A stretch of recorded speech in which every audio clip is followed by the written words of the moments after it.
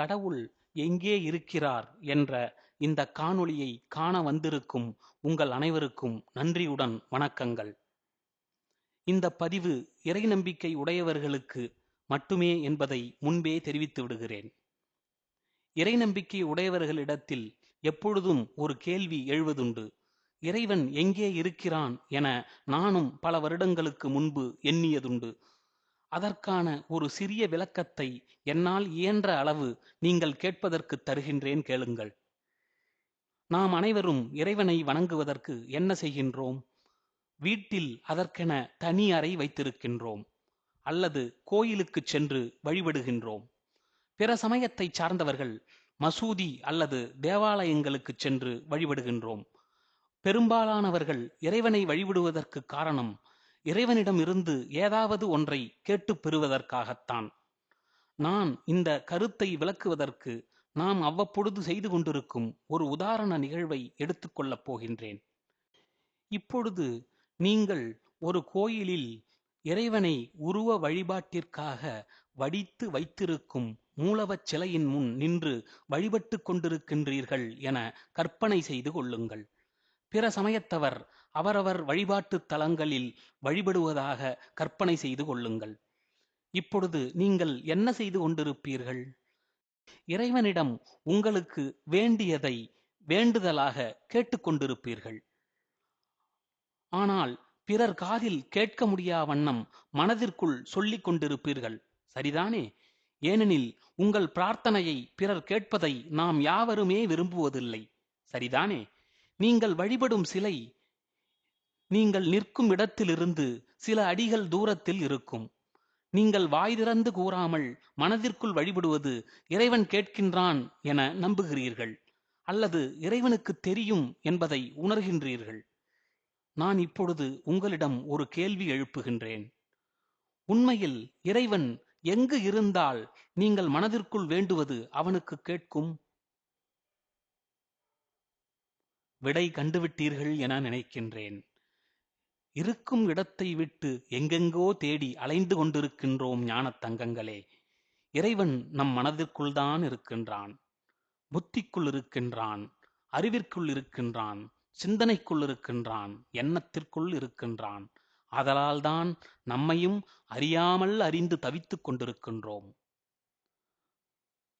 உள்ளம் பெருங்கோயில், ஊனுடம்பு ஆலயம், வள்ளற் பிரானார்க்கு வாய் கோபுரவாசல், தெள்ளத் தெளிந்தார்க்கு சிவனே சிவலிங்கம், கள்ளப் புலனைந்தும் காளா மணிவிளக்கே.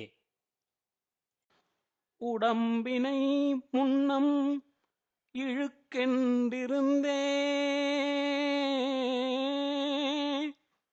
உடம்பினுக்குள்ளே உருபொருள் கண்டே,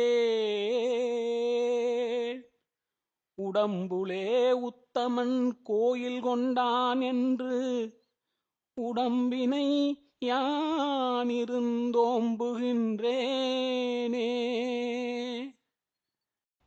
என்றார் திருமூலர். நந்தி அருளாலே மூலனை நாடி பின் நந்தி அருளாலே சதாசிவன் ஆயினேன் என்றும் பாடி மகிழ்ந்தார் திருமூலர். நெஞ்சகமே கோயில், நினைவே சுகந்தம், அன்பே மஞ்சன நீர், பூசை கொள்ளவாராய் பராபரமே, அன்பர் பணி செய்ய எனை ஆளாக்கி விட்டுவிட்டால் இன்பநிலை தானே வந்தெய்தும் பராபரமே என்றார் அப்பர் பெருமான். எத்துணையும் பேதமுறா எவ்வுயிரும் தம்முயிர் போல் எண்ணி உள்ளே ஒத்துரிமை உடையவராய் உவக்கின்றார் யாவரவர். உளம்தான் சுத்த சித்துருவாய் எம்பெருமான் நடம்புரியும் இடம் என நான் தெரிந்தேன். அந்த வித்தகர்தம் அடிக்கு ஏவல் புரிந்திட என் சிந்தைமிக விழைந்ததாலோ என்றும், கோயிலாக என் நெஞ்சகத்தமர்ந்த குணத்தினீரென்றன் குறையறீரோ, கோயிலாக என் நெஞ்சகத்தமர்ந்த குணத்தினீரென்றன் குறையறீரோ, ஓயிலாது நல் தொண்டருக்கருள்வான், ஓயிலாது நல் தொண்டருக்கருள்வான். ஓங்கு சீரொற்றி ஊருடையீரே, ஓங்கு சீரொற்றி ஊருடையீரே, தாயிலாரென நெஞ்சகம் தளர்ந்தேன், தந்தை உன் திரு சந்நிதியடைந்தேன், தாயிலாரென நெஞ்சகம் தளர்ந்தேன். என் நெஞ்சுக்குள்ளே குடியிருந்து கொண்டும் இறைவா, நீங்கள் இன்னும் என் நெஞ்சினுள் இருக்கும் குறையை மட்டும் அறியவில்லையே என்று புலம்புகிறார் வள்ளலார். என்னிலே இருந்த ஒன்றை யானறிந்ததில்லையே, என்னிலே இருந்த ஒன்றை யானறிந்து கொண்டபின் என்னிலே இருந்த ஒன்றை யாவர் காண வல்லரோ, என்னிலே இருந்திருந்து யான் உணர்ந்து கொண்டேனே.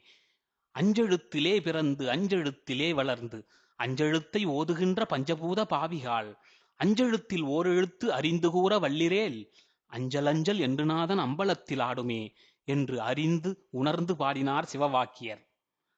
தானாகி தானல்லது ஒன்றுமில்லா தன்மையனாய் எவ்வவைக்கும் தலைவனாகி, வானாகி வலி அனலாய் நீருமாகி, மலர்தலைய உலகாகி மற்றுமாகி, தேனாகி தேனினரும் சுவையதாகி, தீஞ்சுவையின் பயனாகி, தேடுகின்ற நானாகி என்னிறையாய் நின்றோய், நின்னை நாயடியேன் எவ்வாறு நவிற்றுமாறே என எல்லாவற்றையும் எம்பிரானாகக் கண்டார்கள் சைவ சமயப் பெரியோர்கள்.